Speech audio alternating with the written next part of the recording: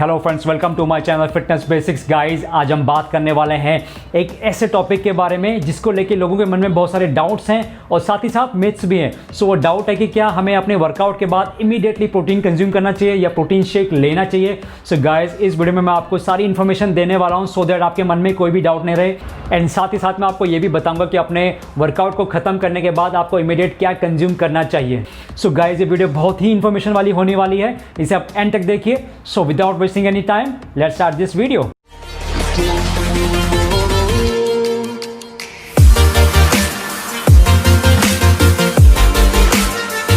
Guys, mostly people क्या करते हैं कि अपने वर्कआउट को खत्म करने के बाद इमीडिएटली अपना प्रोटीन शेक कंज्यूम करते हैं। अगर यहाँ पे अपना प्रोटीन शेक कंज्यूम नहीं कर पाते हैं तो उन्हें लगता है कि उन्होंने जो वर्कआउट किया था, जो इंटेंसिटी के साथ उन्होंने वर्कआउट किया था, सब कुछ बेकार हो गया, जो पसीना उन्होंने जिम में बहाया था वो बेकार हो गया। सो गाइस, इस वीडियो में मैं आपको डिटेल में बताने वाला हूँ कि ऐसा बिल्कुल भी नहीं है। हमारे मतलब आपको मत सिखा। अगर वर्कआउट को इमीडिएट खत्म करने के बाद आप अपना प्रोटीन शेक कंज्यूम नहीं कर पा रहे हैं तो इससे कोई भी फर्क नहीं पड़ने वाला है। बेसिकली यहाँ पे जो सो कॉल्ड एनाबॉलिक विंडो, जिसे विंडो ग्रोथ भी कहा जाता है, जहाँ पे लोगों का मानना है कि वर्कआउट को खत्म करने के बाद अगर with in 15 minutes and half an hour के अंदर आपने प्रोटीन शेक कंज्यूम नहीं करा या किसी भी फॉर्म में प्रोटीन को कंज्यूम नहीं किया तो उससे क्या होगा, मसल्स रिकवरी नहीं हो पाएगी, मसल ग्रो नहीं हो पाएगा, मसल ज़्यादा स्ट्रॉन्ग नहीं बन पाएगा।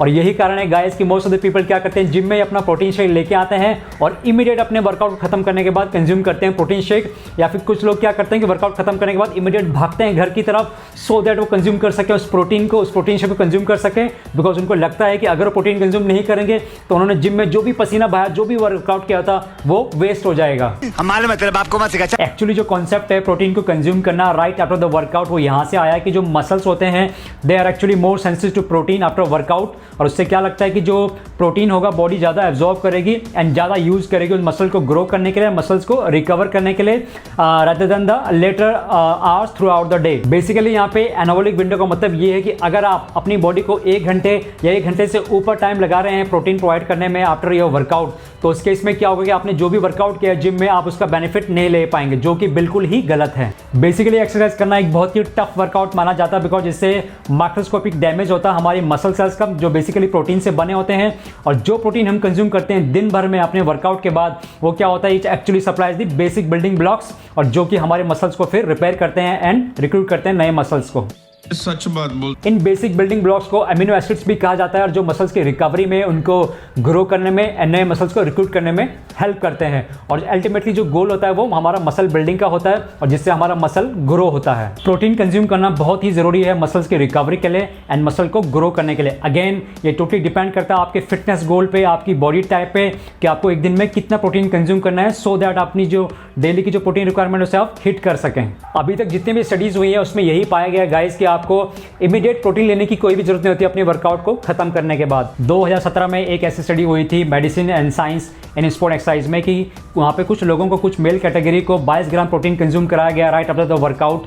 लेकिन जब उनको कंपेयर किया गया उन लोगों से जिन्होंने 22 ग्राम प्रोटीन कंज्यूम नहीं किया गया था अपने वर्कआउट के बाद, सो उन दोनों की मसल बिल्डिंग में कोई भी ऐसा डिफरेंस नहीं देखा गया। इस रिसर्च से ये साबित हो गया कि जो स्केलेटल मसल्स होते हैं they actually remains responsive to the protein injection even beyond that anabolic window. यानी जो एनाबॉलिक विंडो है, चाहे वो 15 मिनट की हो, 30 मिनट की हो या 1 घंटे की हो, तो उसके बाद भी अगर आप कंज्यूम करते हैं प्रोटीन, अपनी बॉडी को आप दिन भर में जो भी प्रोटीन है, जो भी रिक्वायरमेंट आपकी बॉडी से प्रोवाइड करते हैं, तो उस केस में भी आपकी मसल बिल्डिंग होगी। ऐसा नहीं कि जो एनाबॉलिक विंडो है कि आपको आधे घंटे के अंदर ही कंज्यूम करना है प्रोटीन अपने वर्कआउट के बाद तभी जाके आपके मसल्स बिल्ड होंगे, ऐसा बिल्कुल भी नहीं है। और एक्चुअली यहाँ पे ये भी देखा गया जो एनाबॉलिक जो विंडो है वो भी एक्सटेंड हो सकती है up to 24 hours. That means आपके पास 24 घंटे हैं, पूरा दिन है आपके पास, पूरे दिन भर आप अपनी प्रोटीन जो रिक्वायरमेंट है अपनी बॉडी को प्रोटीन प्रोवाइड कर सकते हैं और मसल बिल्ड कर सकते हैं। सो आप मसल बिल्ड कर सकते हैं as long as you are hitting the your daily protein intake. 2015 में एक रिव्यू पब्लिश किया गया था इन अप्लाइड फिजियोलॉजी,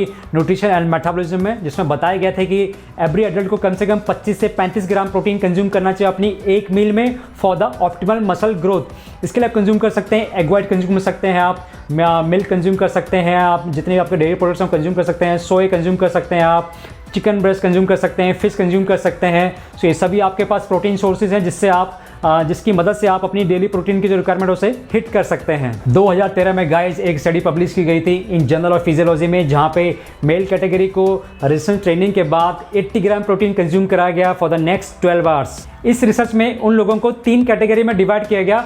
पहली कैटेगरी ने कंज्यूम करा 20 gram protein for every 3 hours, second category ने कंज्यूम करा 10 gram protein for every 1.5 hour और तीसरी कैटेगरी ने कंज्यूम करा 40 gram protein for every 6 hours. उसके बाद यहाँ पे जो सामने रिजल्ट आया वो ये था कि जिन लोगों ने 20 ग्राम प्रोटीन कंज्यूम करा फॉर एवरी 3 आवर्स उन लोगों में हाई रेट्स देखे गए मसल प्रोटीन सिंथेसिस के, दैट मीन्स ज़्यादा मसल बिल्डिंग देखी गई इन लोगों में। सो गाइज, अभी तक हमने बात करी कि हमें अपने वर्कआउट को खत्म करने के बाद कोई भी जरूरत नहीं है इमीडिएट प्रोटीन शेक कंज्यूम करने की। आपके पास 24 घंटे हैं एंड उन 24 घंटे के अंदर अपनी बॉडी को आप न्यूट्रिशन प्रोवाइड कर सकते हैं। लेकिन एक ऐसा इंपॉर्टेंट न्यूट्रिशन जो आपको अपनी बॉडी को प्रोवाइड कराना है जिम में अपने वर्कआउट को खत्म करने के बाद या घर पे आने के बाद, वो ये है you have to take carbohydrates. That means actually होता क्या है, जब हम वर्कआउट करते हैं तो उससे क्या होता है, हमारी बॉडी का जो मसल ग्लाइकोजन लेवल है वो ड्रॉप हो जाता है, इलेक्ट्रोलाइट ड्रॉप हो जाता है, जिंक लेवल हमारी बॉडी से ड्रॉप हो जाता है।